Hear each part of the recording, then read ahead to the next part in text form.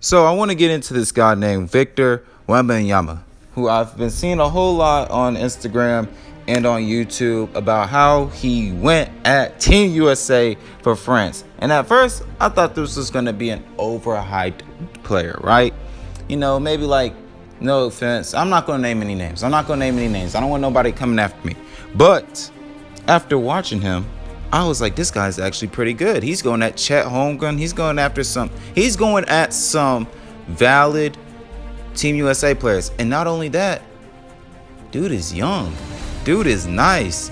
Dude is eligible to be in the 2022 draft, but right now is scheduled to be in the 2023 draft and is expected to be a top 3 pick in that draft. So I said, let me cover him.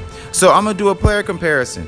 And a lot of player comparisons I've been seeing is Rudy Gobert and stuff like that. But there's only one place that I saw that I actually felt like, that actually agreed with me.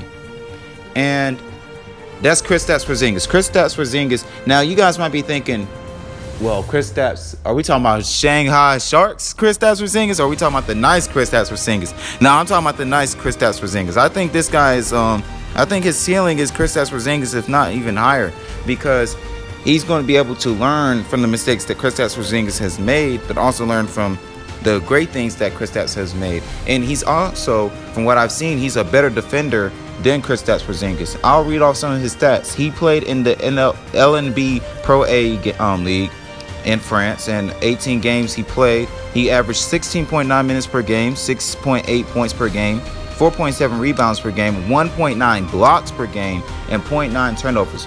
Now, that might seem like kind of mediocre until we get to the blocks. Imagine, in 16.9 minutes you've played, you have gotten 5 rebounds, at least 5 rebounds, and 2 blocks. That says something. Players in the NBA, centers in the NBA will play up to 40 minutes and won't even get 2 blocks a game. So that says something already about how he knows how to use his body, and he's comfortable shooting those long-range attacks. And I really don't see the Rudy Gobert comparison, because he's a lot better of a shooter, and his game is a lot more complete than Rudy Gobert's is and was at his age, when Rudy Gobert was at his age. And then when we look at Kristaps Porzingis, this is when the comparison comes in and is strong. Kristaps played 14.9 minutes per game in the Liga ACB league and played 32 games. 6.7 points per game, 2.8 rebounds per game. So less rebounds and points than our guy, Victor. And he averaged 0.9 blocks per game and 0.8 turnovers.